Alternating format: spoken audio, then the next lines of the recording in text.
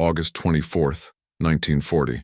RAF Hornchurch, Essex, 15 miles east of London. Squadron leader James Calloway stood before a tactical map covered in red pins, marking Luftwaffe formations that had crossed the Channel that afternoon, the third massive raid in 5 days.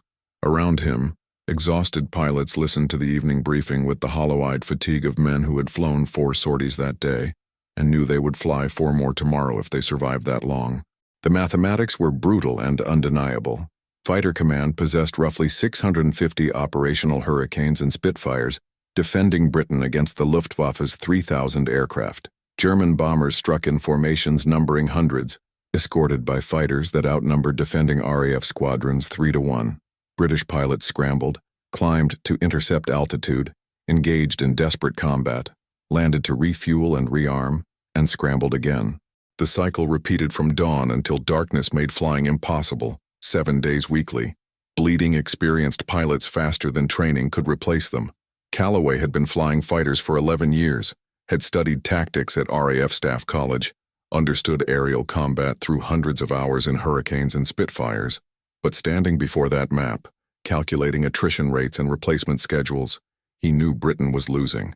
Not dramatically, but arithmetically, losing through sustainable German losses and unsustainable British ones. Then he proposed an idea that Air Vice Marshal Keith Park called, possibly the stupidest tactical suggestion I've heard from a squadron leader. The Battle of Britain in August 1940 represented Nazi Germany's attempt to achieve air superiority over southern England as prerequisite for invasion. The Luftwaffe's strategy was straightforward: destroy the Royal Air Force through sustained attacks on airfields, radar stations, and aircraft factories, forcing Fighter Command to either engage and be destroyed, or withdraw and concede control of British skies. Once air superiority was established, Operation Sea Lion, the amphibious invasion of Britain, could proceed with German bombers able to devastate any Royal Navy vessels attempting to intercept invasion barges. RAF Fighter Command, under Air Chief Marshal Hugh Dowding, defended Britain using an integrated system that was technologically advanced but numerically inadequate. The chain-home radar network provided early warning of incoming raids, allowing British fighters to scramble and climb to intercept altitude before German formations reached their targets. Ground controllers coordinated squadrons using radio communications, directing them toward threats with information that previous generations of defenders could never have possessed. The Hurricane and Spitfire fighters were excellent aircraft, comparable or superior to their German counterparts in most performance characteristics. But numbers overwhelmed sophistication. The Luftwaffe could afford losses that Fighter Command could not. German pilots shot down over England became prisoners. British pilots shot down over England could return to combat if they survived. But this advantage was offset by the fact that Germany began the battle with overwhelming numerical superiority and could sustain higher absolute losses while maintaining favorable ratios. Every day's combat attrited both sides, but Fighter Command's smaller force meant that proportional losses translated to catastrophic degradation of defensive capability. The tactical doctrine that Fighter Command employed in August 1940 emphasized interception before German formations reached their targets. Defending squadrons scrambled on radar warning, climbed to altitude, and attempted to engage German bombers before they could drop ordnance on airfields and factories. This doctrine maximized protection of ground targets but imposed severe demands on pilots and aircraft. The climb to intercept altitude, typically 20,000 feet or higher, consumed fuel and time. Combat at altitude was physically exhausting, requiring oxygen supplementation and exposing pilots to extreme cold and reduced atmospheric pressure. The multiple daily sorties required of each pilot created cumulative fatigue that degraded performance and increased error rates. Squadron leader Calloway, commanding 151 Squadron at RAF Hornchurch, had flown 23 combat sorties in the previous 6 days. He had watched squadron strength decline from 18 operational pilots to 11 through casualties, exhaustion, and mental breakdown. He understood, with the clarity that comes from flying until your hands shake and your judgment wavers, that Fighter Command's tactical approach was unsustainable. The stupid idea that Calloway proposed emerged from exhaustion-driven clarity rather than theoretical analysis. After the evening briefing on August 24th, he approached Air Vice Marshal Keith Park, commander of 11 Group responsible for defending London and southeast England. Park was a New Zealander who had flown fighters in World War I, a practical officer who valued operational effectiveness over doctrinal purity. But even Park's pragmatism had limits. "Sir, we're losing this battle because we're fighting it wrong," Calloway said without preamble. Military protocol suggested more diplomatic phrasing, but fatigue had burned away diplomatic instincts. "We're scrambling on every radar contact, climbing to maximum altitude, engaging at heights that exhaust pilots and burn excessive fuel. We're fighting the battle the Germans want us to fight." Park studied the younger officer with the careful attention of a commander who knew that exhausted men sometimes articulated truths that rested minds missed. "Squadron leader, our doctrine is to intercept before they reach targets. Protect the airfields, the factories, the radar stations. If we don't intercept, what gets destroyed? Infrastructure that we can replace, sir. Bombed airfields can be repaired. Damaged factories can rebuild. But experienced pilots cannot be replaced. Not at the rate we're losing them. And we're not actually stopping the German raids. We're engaging them, yes, shooting some down, but the formations still reach targets. We're paying full price in pilot exhaustion and aircraft attrition for partial protection of ground targets. So what do you propose? Let them bomb without resistance?" Calloway pulled out a hand-drawn tactical diagram showing altitude profiles and engagement geometries that he had sketched during rare moments between sorties. "Sir, we stop trying to intercept before they reach targets. We let them approach, let them begin their bombing runs, and we hit them when they're most vulnerable, after they've dropped ordnance, when they're turning for home, when their formations are disrupted and their fuel is lower. We engage at medium altitude instead of maximum altitude. We preserve pilot energy and aircraft fuel. We accept some damage to ground targets in exchange for sustainable attrition rates that favor us instead of them." Park looked at the diagram, then at Calloway, then at the tactical map covered in red pins marking that day's incursions. "You want to intentionally allow German bombers to reach their targets. You understand that's contrary to every principle of defensive operations?" "Yes, sir. That's why it might actually work." What made Calloway's proposal stupid from conventional tactical perspective was that it violated the fundamental purpose of defensive operations, preventing enemy forces from reaching objectives. The entire architecture of Fighter Command's integrated defense system, the radar network, the ground control system, the carefully positioned airfield network, was designed to enable early interception. Calloway was proposing to deliberately abandon this advantage, to allow German bombers to reach targets in exchange for tactical benefits that were theoretical rather than proven. But Park, studying the diagrams that Calloway had sketched, recognized the underlying logic. The Luftwaffe's bomber formations were most vulnerable not during their approach, when they were at maximum altitude, in tight formation, fully fueled and armed, but during their withdrawal. After dropping bombs, formations loosened as individual aircraft maneuvered away from target areas. Fuel levels were lower, reducing speed and altitude capability. Crews were psychologically transitioning from attack focus to survival focus. German fighter escorts, having burned fuel during channel crossing and combat, were approaching their operational endurance limits and breaking off to return to French bases. If British fighters engaged during withdrawal rather than approach, they would encounter disrupted formations with degraded defensive capability and diminishing fighter escort protection. The combat would occur at lower altitudes, requiring less climb time, consuming less pilot energy, and permitting longer engagement before fuel required return to base. Pilots could fly fewer sorties daily while achieving equivalent or greater combat effectiveness. The cumulative reduction in pilot fatigue might preserve Fighter Command's most critical resource: experienced pilots who could shoot accurately, manage fuel efficiently, and survive long enough to pass skills to replacements. The cost was accepting that German bombers would reach targets. Airfields would be cratered, requiring repair before operations could resume. Factories would suffer damage, disrupting production. Radar stations would be struck, creating gaps in early warning coverage.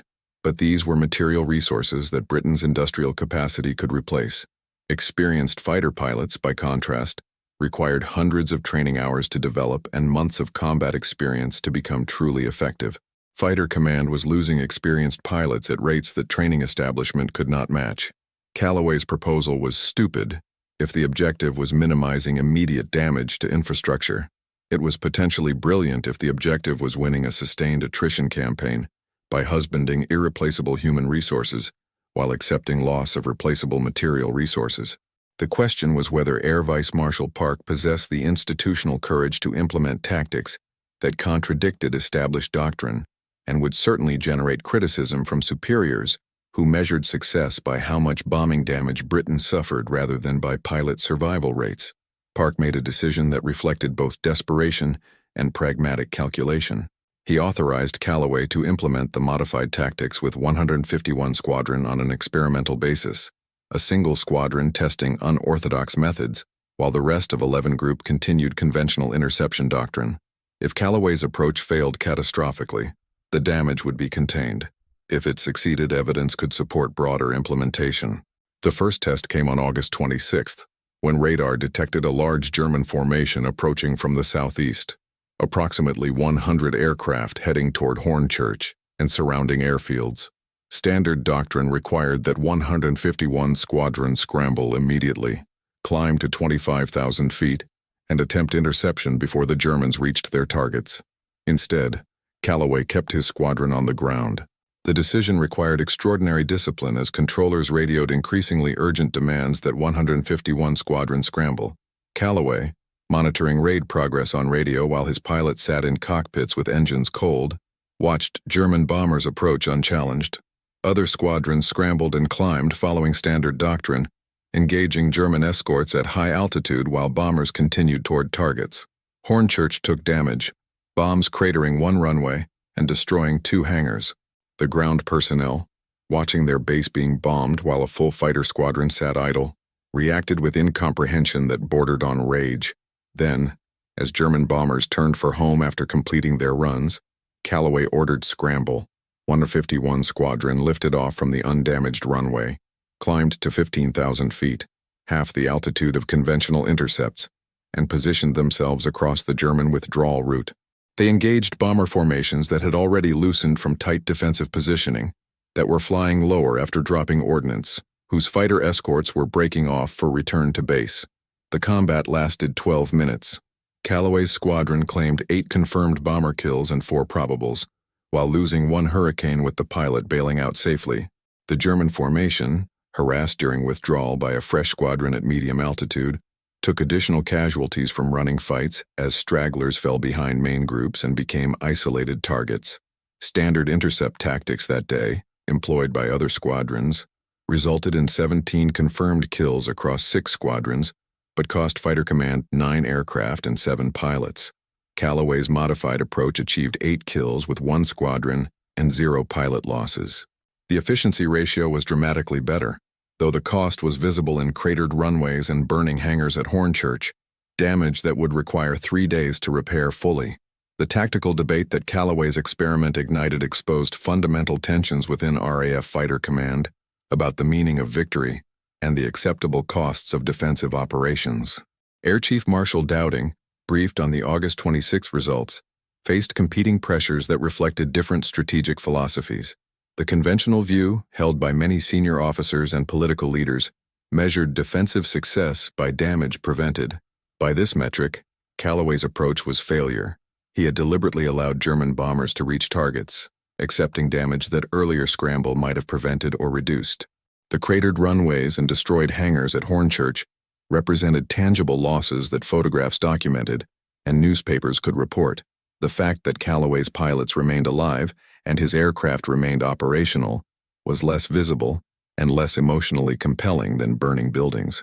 But Dowding, studying loss rates and replacement schedules, recognized that Fighter Command was losing the larger attrition campaign. In the 3 weeks since intensive German attacks began, Fighter Command had lost 295 fighters destroyed or damaged beyond repair, and 171 pilots killed or seriously wounded. Monthly pilot training output was approximately 200. The mathematics were unsustainable. Experienced pilots were being attrited faster than training could replace them, and replacement pilots lacked the combat experience that made veterans effective. Callaway's modified tactics offered a path toward sustainable attrition rates. If pilot losses could be reduced while maintaining acceptable kill ratios, Fighter Command might survive long enough for autumn weather to make invasion impossible, buying Britain time to build aircraft and train pilots through winter for renewed conflict in spring. The price was accepting that some German bombing would succeed, that infrastructure would be damaged, that material resources would be expended defending material resources. The strategic calculus was brutal. Trade buildings for pilots, trade immediate protection for sustained capability, accept visible losses today to preserve invisible combat effectiveness tomorrow. It was exactly the kind of unsentimental mathematics that politicians hated and that military pragmatists understood as necessary for survival. On August 28, Dowding authorized Park to expand implementation of modified tactics across additional squadrons in 11 Group. The decision was framed as tactical flexibility rather than abandoning interception doctrine, allowing squadron leaders to exercise judgment about when to scramble and at what altitude to engage. But experienced officers understood that Dowding was authorizing a fundamental shift in Fighter Command's operational approach, based on a squadron leader's stupid idea that challenged decades of defensive doctrine.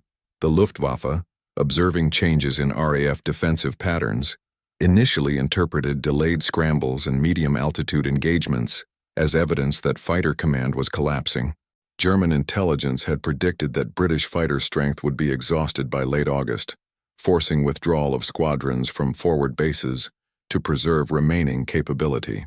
When RAF fighters failed to intercept aggressively, German commanders assumed this confirmed pilot exhaustion and declining morale.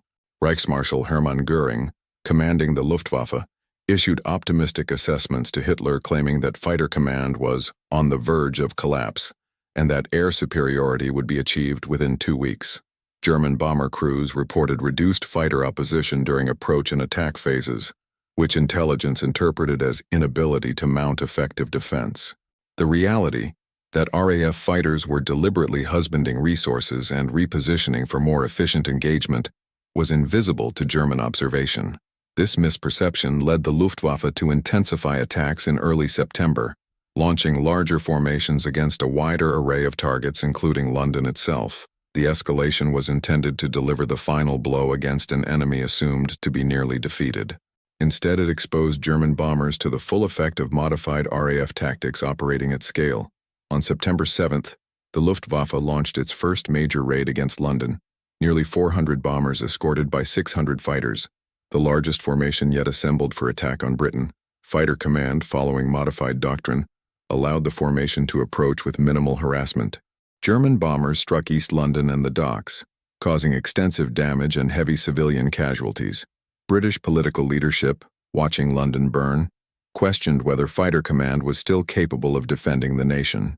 Then, as German formations turned for home, RAF squadrons engaged across multiple altitudes and approach vectors. The combat differed from previous engagements in fundamental ways. RAF pilots were fresher, having scrambled later and climbed to medium altitude instead of maximum height. German fighters, having escorted bombers to London and burned fuel during hours of operation, were at the edge of their endurance and breaking off for return to France. German bomber formations, disrupted by target area maneuvering and now facing harassment during withdrawal, suffered casualties that mounted as stragglers became isolated. Fighter Command lost 28 aircraft that day, but claimed approximately 40 German aircraft destroyed. The actual figure was 31, but the psychological impact on Luftwaffe bomber crews was significant. They had been promised declining RAF resistance and instead encountered aggressive attacks during their most vulnerable phase of operations. The mythology of Fighter Command's imminent collapse began eroding under the reality of sustained, effective defensive capability. The Battle of Britain's decisive phase occurred during September 1940, as modified RAF tactics demonstrated sustainability that conventional approaches had lacked. Fighter Command's daily operational readiness rate stabilized rather than declining. New pilots and replacement aircraft began compensating for losses rather than merely slowing the rate of decline. The attrition mathematics that had favored Germany in August shifted toward equilibrium in September. Squadron leader Calloway, whose experimental tactics had catalyzed this shift, continued commanding 151 Squadron through increasingly intense combat. His personal combat tally reached 11 confirmed kills by mid-September, but more significantly, his squadron maintained operational effectiveness while suffering proportionally lower pilot casualties than squadrons still emphasizing high-altitude interception. Other squadron leaders began adopting elements of his approach. not through formal doctrine changes but through the informal knowledge sharing that combat pilots employed when official channels moved too slowly. The modified tactics were never formalized into official doctrine during the Battle of Britain itself. Air Vice Marshal Park issued guidance about tactical flexibility and altitude discretion, but specific engagement procedures remained squadron-level decisions. This decentralization allowed rapid adaptation and experimentation. Successful approaches spread through pilot networks faster than bureaucratic approval processes could have managed. Different squadrons developed variations on the basic concept of delayed engagement and medium-altitude combat, optimizing for local conditions and commander preferences. But the underlying principle, accepting that some bombing damage was preferable to unsustainable pilot attrition, became implicit policy across 11 Group and eventually other fighter command groups. Pilots still scrambled to intercept high-priority threats and demonstrated visible defensive effort when political considerations demanded it. But the desperate, exhausting pattern of August, scrambling on every raid, climbing to maximum altitude, flying until fatigue degraded judgment, gave way to more sustainable operations tempo. The Luftwaffe, confronting RAF defensive capability that refused to collapse as predicted, faced its own attrition problems. German bomber losses mounted, particularly among crews who survived being shot down but became prisoners rather than returning to operations. Fighter pilots, flying at operational radius limits, accumulated combat stress while struggling with the psychological burden of escorting bombers that increasingly failed to return. The Luftwaffe had been designed for short, decisive campaigns supporting ground operations, not for sustained strategic bombing campaigns against a defended island with integrated radar and control systems. By late September, German strategy was failing, not through dramatic defeat but through failure to achieve objectives on necessary timelines. Britain remained undefeated, fighter command remained operational, and the approach of autumn weather made amphibious invasion increasingly implausible. October 1940 marked the transition from Battle of Britain to the Blitz, German strategy shifting from attempting to destroy fighter command to strategic bombing of cities intended to break civilian morale and industrial capacity. The shift represented implicit acknowledgement that air superiority had not been achieved, and that invasion of Britain was indefinitely postponed. Hitler, facing this reality, began redirecting resources toward Operation Barbarossa, the planned invasion of the Soviet Union scheduled for spring 1941. Fighter command had survived, though at terrible cost. Between July and October 1940, approximately 544 RAF pilots were killed, and 422 seriously wounded, roughly 40% of the total pilot strength engaged. Aircraft losses exceeded 1,000 Hurricanes and Spitfires destroyed or damaged beyond economical repair. The civilian casualties from German bombing raids numbered over 40,000 dead by year's end. British cities, particularly London, suffered extensive damage that would require years to rebuild. But the strategic objective had been achieved. Britain remained undefeated, fighter command remained operational, and German invasion plans were abandoned.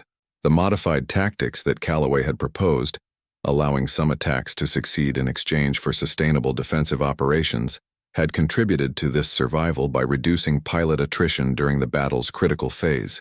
The exact degree of contribution was impossible to quantify precisely, but comparative loss rates between squadrons employing modified tactics and those maintaining conventional approaches suggested significant effect. Air Chief Marshal Dowding, who had supported implementation of tactical modifications despite political pressure to demonstrate more visible defense, was removed from fighter command in November 1940.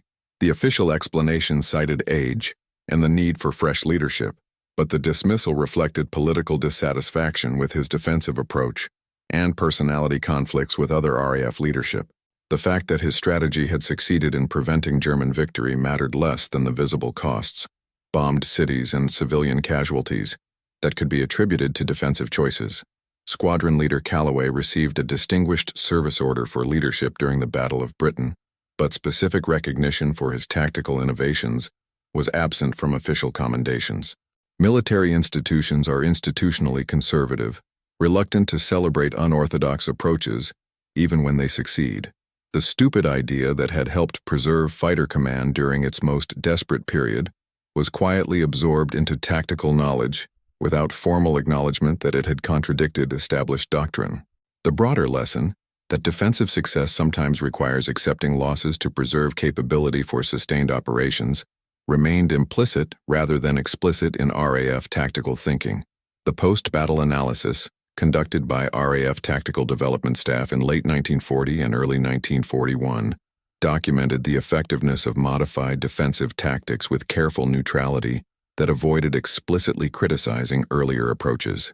The analysis noted that medium-altitude engagement during withdrawal phase had produced favorable attrition ratios and reduced pilot fatigue accumulation compared to maximum altitude interception during approach phase.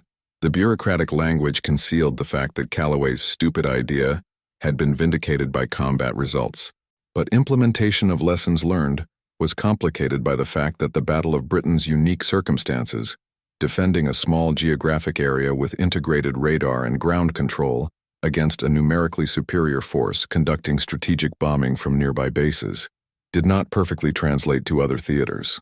Fighter Command's experiences influenced RAF tactical thinking globally, but the specific innovation of deliberately allowing attacks to succeed in exchange for more efficient engagement was contextually dependent. Callaway himself, promoted to wing commander in early 1941, commanded multiple squadrons through subsequent operations over occupied Europe and eventually in the Mediterranean theater. His tactical philosophy, prioritizing pilot preservation and sustainable operations tempo over maximizing immediate defensive effect, influenced the officers who served under him and spread through informal networks. But he never wrote formal doctrine, never published tactical papers, and remained institutionally invisible despite personal success. The historical irony was that Callaway's innovation was most important precisely because it challenged the metrics by which military success was typically measured. Conventional assessment counted enemy aircraft destroyed, friendly aircraft lost, and bombing damage inflicted or prevented, visible, quantifiable metrics that newspapers could report and politicians could cite. Callaway's approach optimized for less visible metrics: pilot fatigue levels, sustainable operations tempo, long-term attrition rates, psychological resilience under sustained stress. These factors determined whether Fighter Command survived as effective force, but they were difficult to measure and easy to dismiss. Post-war historical accounts of the Battle of Britain focused on technological factors: radar, Spitfires, the integrated defense system, and on strategic decisions by Hitler and Goering. The tactical modifications that had helped Fighter Command survive the most critical phase received minimal attention, partly because they were never formalized into official doctrine, and partly because acknowledging their importance meant admitting that British strategy had initially been flawed. Military institutions prefer narratives of consistent excellence rather than narratives of adaptive improvisation in response to near failure. Squadron leader Callaway's stupid idea thus became invisible in historical memory despite contributing significantly to Britain's survival during its most desperate hour. James Callaway survived the war, eventually rising to Air Commodore and commanding RAF stations in the early jet era before retiring in 1955. His combat record was distinguished: 23 confirmed kills, 3 distinguished service orders, leadership of multiple squadrons and wings, but his tactical innovations during the Battle of Britain remained personally, rather than institutionally attributed. The modified defensive tactics had been absorbed into RAF institutional knowledge without explicit acknowledgement of their origin or the initially hostile reception they received. In the 1960s and 1970s, as historians conducted detailed analyses of the Battle of Britain using newly declassified documents, some researchers identified the tactical shift that occurred in late August 1940 and its correlation with improved RAF attrition rates. Academic papers noted that Fighter Command's pilot loss rates decreased significantly in September compared to August, despite increased intensity of combat operations. The cause was attributed variously to improved coordination, tactical evolution, and squadron-level initiative, but rarely connected to specific individuals or explicit decisions to modify doctrine. Callaway, interviewed by military historians in the 1970s, spoke carefully about the Battle of Britain period, emphasizing collective effort and institutional adaptation rather than personal contribution. He was 80 years old, a retired officer who understood that military history was institutional narrative rather than individual story. When pressed about whether he had advocated for tactical changes during the battle, he responded with characteristic understatement, We were all trying to work out how to survive. Some approaches worked better than others. The remarkable thing was how quickly the organization adapted when it became clear that original assumptions needed revision. The interviewer, pushing for more specific acknowledgement, asked directly whether the August 1940 shift toward delayed engagement and medium-altitude combat had been his innovation. Callaway paused before answering. It wasn't innovation, really. It was just recognizing that we couldn't continue fighting the way we had been without running out of pilots. The stupid part wasn't the modified tactics. The stupid part was that it took us so long to recognize that accepting some bombing damage was preferable to accepting unsustainable pilot casualties. Once you understood that trade-off, the tactical implications were obvious. The interviewer's notes recorded that Callaway seemed uncomfortable with being credited personally for tactical changes that he characterized as collective adaptation under stress. The notes did not record that institutional discomfort with celebrating unorthodox thinking meant that Callaway's contribution would remain largely invisible in official RAF histories. Modern military analysis of the Battle of Britain, informed by comprehensive data and decades of hindsight, recognizes the critical importance of Fighter Command's tactical evolution during the battle's decisive phase. The shift from maximum altitude interception during approach to medium altitude engagement during withdrawal represented fundamental change in defensive philosophy, accepting losses to preserve capability rather than attempting to prevent all losses through maximum defensive effort. This tactical evolution reflected broader principles about sustainable operations under sustained stress. Military forces operating at maximum intensity cannot maintain effectiveness indefinitely. Equipment degrades, personnel exhaust, organizational coherence deteriorates. Successful defense requires calibrating effort to sustainable levels. Accepting that partial protection maintained indefinitely is superior to complete protection that collapses after brief period. The principle applies across military domains: logistics systems, combat operations, maintenance tempo, personnel rotation. Fighter Command's experience during summer 1940 demonstrated these principles in concentrated form. The initial doctrine, scramble on every raid, climb to maximum altitude, engage aggressively throughout approach and attack phases, was unsustainable given pilot and aircraft numbers relative to German strength. Modified tactics that accepted some bombing success in exchange for more efficient combat and reduced pilot fatigue proved sustainable, allowing Fighter Command to maintain operational effectiveness through the critical period when German strategy depended on achieving rapid victory. The lesson was applicable beyond the specific circumstances of defending Britain in 1940. Any defensive operation facing numerically superior attacker must balance maximum effort against sustainable operations.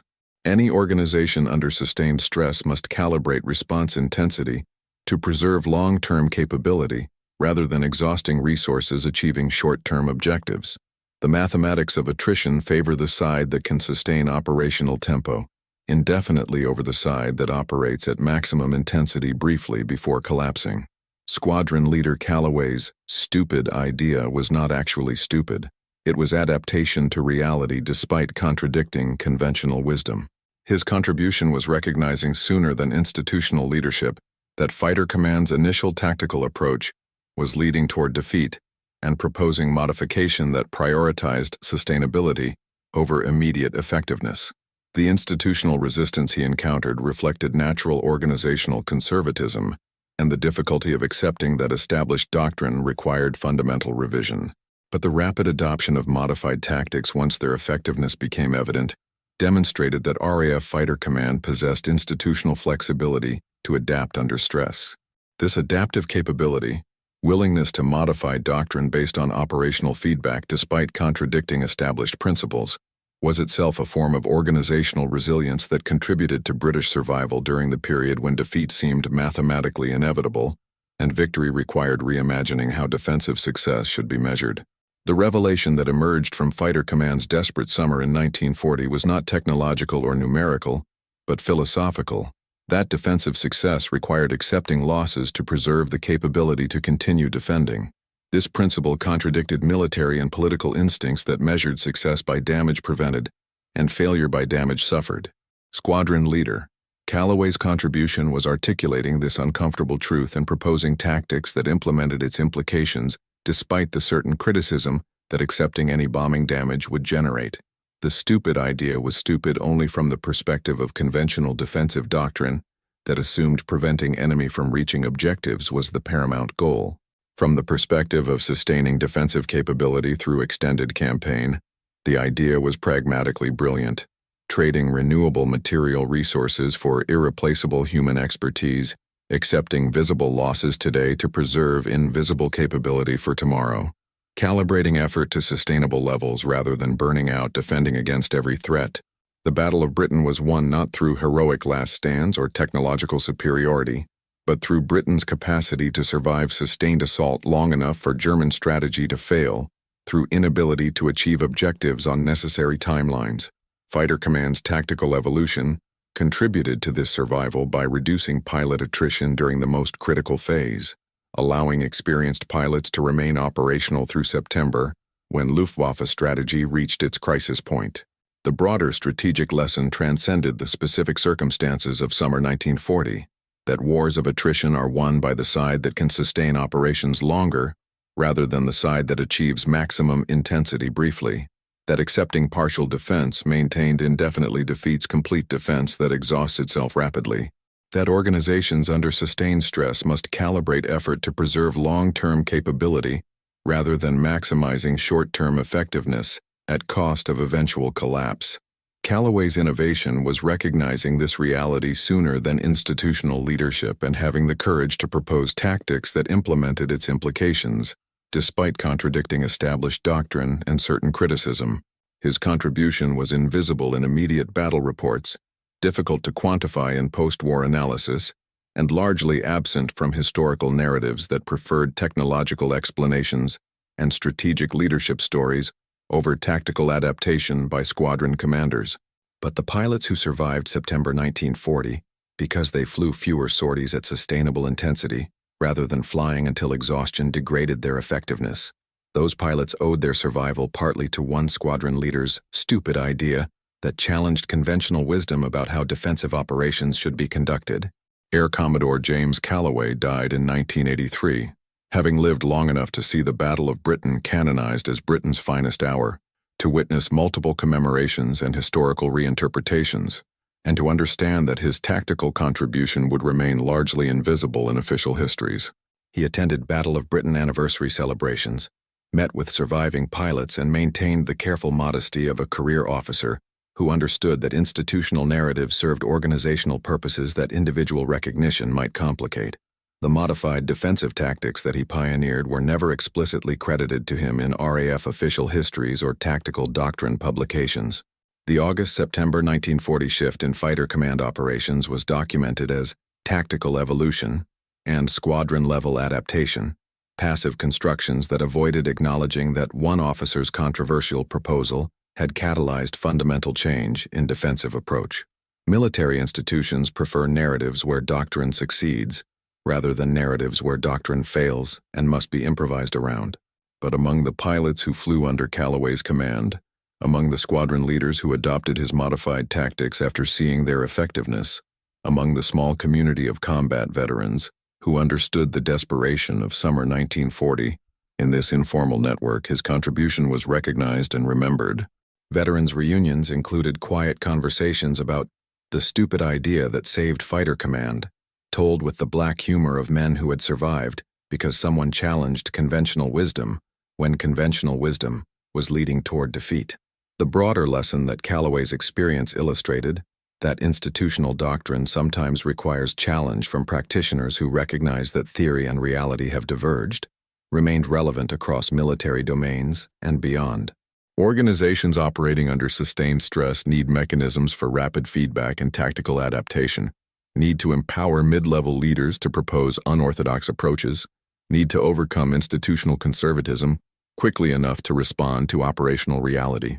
Fighter Command's willingness to experiment with modified tactics despite contradicting established doctrine, to adopt successful innovations despite their controversial origins, and to prioritize operational effectiveness over doctrinal purity. This institutional flexibility contributed as significantly to Britain's survival as radar technology or Spitfire performance characteristics. The stupid idea that made the RAF flip the Battle of Britain overnight was not stupid at all. It was the recognition that survival sometimes requires accepting losses to preserve the capability to continue fighting, that the side which can sustain operations indefinitely defeats the side which operates at maximum intensity, briefly before exhausting itself. That defensive success is measured not by damage prevented today, but by capability preserved for tomorrow.